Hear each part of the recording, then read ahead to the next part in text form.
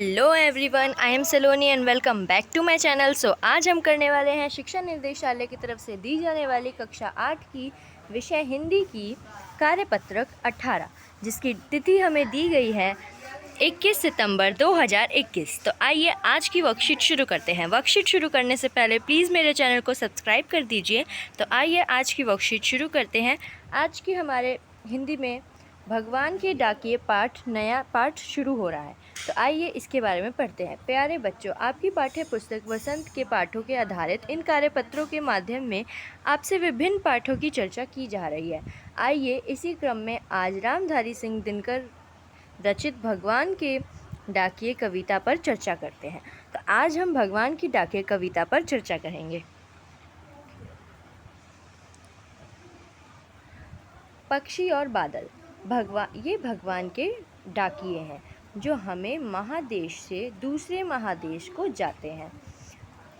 हम तो समझ नहीं पाते हैं, मगर उनकी लाई चिट्ठियाँ पेड़, पौधे, पानी और पहाड़ बनाते हैं।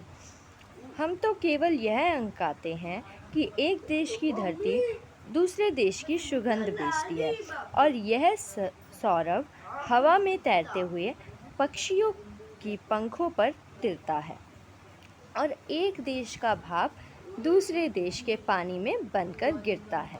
तो आइए इसका मतलब समझते हैं। पहले हमें कहा गया है कि पक्षी और बादल जो होते हैं वो कौन होते हैं? भगवान के डाकिए होते हैं।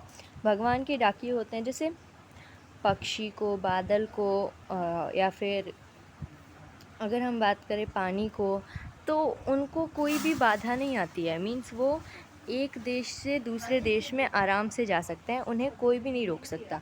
ना पक्षी को ही रोक सकता है, ना बादल को रोक सकता है, और ना पानी को रोक सकता है। ठीक है। तो कभी कभी ऐसा भी होता है, मतलब कि जैसे दूसरे देश में बादल बने हैं और वो दूसरे देश में जाके बरस रहे हैं। ठीक है। तो ये सब क्या है? भगवान के दिए गए डाकिए हैं। भगवान के एक तरीके से डाकिए हैं। ये सब जो हमारे प्राकृतिक हैं उनके लिए बहुत महत्वपूर्ण है। ठीक है। तो इसका मतलब समझ में आ गया। अब नेक्स्ट पढ़ते हैं। इन पंक्तियों के माध्यम से कवि कहना चाहते हैं कि प्रकृति कुछ चीज़ें जैसे कि पक्षी और बादल भगवान या प्रकृति के संदेहवाहक का काम करते हैं। जैसा कि बताया था, पक्षी और बादल किसके संदेहवाहक की तरह काम करते हैं? भगवान के या तो प्रकृति के। ठीक है। पक्षियों के लिए कई सीमा निर्धारित नहीं होती। पक्षियों के लिए कोई भी सीमा नहीं होती। वो किसी भी देश से कहीं पे भी जा सकते हैं, किसी भी दूसरे देश में जा सकते हैं। चाहे वहीं पे इंसानों की लड़ाई चल रही हो, लेकिन पक्षी जा सकते हैं। ठीक है। वे एक देश से दूसरे देश तक आ जा सकते हैं। उनकी बातों का ये संदेशों को हम तो समझ नहीं सकते, किंतु प्रकृति के अन्य अवयव जैसे पेड़, पौधे, पानी और पहाड़ समझ पाते हैं। अब नेक्स्ट, इन संदेशवाहकों के बारे में हम सिर्फ इतना कह सकते हैं कि उनके माध्यम से एक जगह की खुशबू या हवा दूसरी जगह तक पहुंच जाती है, और हमें पता है कि बादलों के रूप में एक देश या समुद्र के पानी की भाप बनकर दूसरी जगह पानी के रूप में बरसाता है। ये हमें वाटर साइकिल पता है ना? वाटर साइकिल क्या होता है? तो वाटर साइकिल ही यहाँ पे बता रखा है कि वाटर साइकिल में क्या होता है। पहले वो भाप पानी होता है, पानी क्या बनता है? भाप बनता है, भाप से फिर वो क्या होता है? बादल बन जाता है, फिर बादल से दोबारा से बरस जाता है पानी। तो यहीं पे यहाँ पे यही समझा रखा है कि किसी देश के समुद्र के पानी से भाप बनता है, फिर किसी और देश में जाके बादल बनता है, फिर किसी और देश में जाके क्या होता है? बारिश होती है। तो ये क्या है? किसी भी तरीके की रोक इन्हें नहीं दी जाती है। ये किसी भी देश में कभी भी जा सकते हैं। ठीक है। तो अपरिचित शब्द जो हमने पहले नहीं पढ़े थे, पिछली वर्कशीट्स में हमने नहीं पढ़ी है, ना ही हमने पहले पढ़ा है, तो उनके बारे में हम जानते हैं। डाकिए क्या होते हैं? संदेशवाहक होते हैं, जो संदेश पहुंचाते हैं एक जगह से दूसरी जगह, उन्हें कहते हैं डाकिए। सौरभ क्या होता है? महक, सुगंध, खुशबू।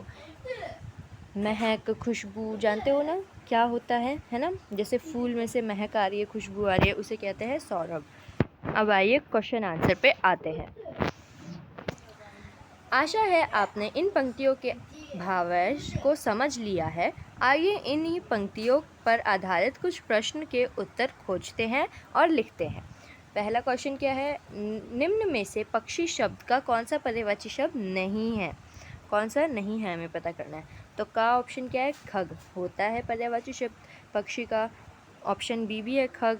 ऑप्शन सी है विग्रह, ये भी होता है। और ऑप्शन डी है नाग, तो ये नहीं होता है, इसलिए हम इस पर टिक लगा देंगे। क्वेश्चन नंबर 2 है निम्न में से सुगंध का विलोम शब्द छाटिए। सुगंध का विलोम शब्द। महक क्या हो गया? सुगंध का पर्यायवाची शब्द। सौरभ भी पर्यायवाची शब्द। खुशबू भी पर्यायवाची शब्द। दुगंध क्या हो गया? दुगंध हो गया विलोम शब्द, तो इसका आंसर आ जाएगा दुगंध। ठीक है, अब हम आते हैं हमारे नेक्स्ट क्वेश्चन पे, क्वेश्चन नंबर 3 पे। भगवान की डाकिए, इस पंक्ति में कवि का क्या आशय है? तो आइए इसका आंसर करते हैं। तो क्वेश्चन नंबर 3 करते हैं। क्वेश्चन नंबर 3 क्या है? डाकिए के भगवान की डाकिए पंक्ति में कवि का क्या आशय है? यही है क्वेश्चन नंबर 3, तो इसका आंसर देखते हैं। कवि के कहने का भाव यह है कि प्रकृति के कुछ चीज़ें जैसे बादल, पक्षी आदि भगवान या प्रकृति के संदेशवाहक का काम करते हैं। यह हमने पढ़ा है क्या है? जैसे पक्षी, बादल, ये सब क्या करते हैं? भगवान या प्रकृति के संदेशवाहक का काम करते हैं, इसीलिए भगवान की डाकिए इस कविता का नाम रखा गया है। और कवि का आशय भगवान के डाकिए का ये है, तो इसका हो जाए। अब आते हैं क्वेश्चन नंबर 4 पे। क्वेश्चन नंबर 4 क्या है? कौन सी चीज़ों के लिए देश की सीमाएं बाधक नहीं होती? तो यह भी हमने पढ़ा है, बादल, पक्षी तथा खुशबू के लिए देश की सीमाएं बाधक नहीं होती। ठीक है, पक्षी के लिए भी नहीं होती, खुशबू के लिए भी नहीं होती और बादल के लिए भी नहीं हो सकती। अब खुशबू को हम रोक सकते हैं? नहीं रोक सकते, है ना। अब आते हैं हमारे नेक्स्ट क्वेश्चन नंबर 5 पे। एक देश का भाव दूसरे देश में पानी बनकर बहता है। पंक्ति का भाव लिखिए। यहाँ पे भाव नहीं होगा, भाप होगा, भाप। ठीक है, तो इसका आंसर हो जाएगा इस पंक्ति का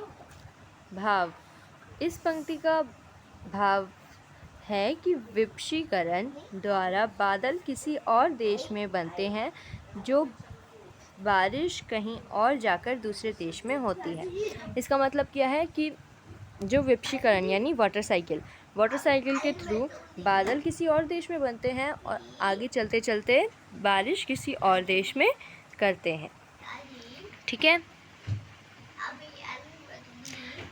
अब और बादलों के लिए देश की सीमाएं बाधक नहीं होती। ये आंसर नंबर 5 का ही नेक्स्ट लाइन है।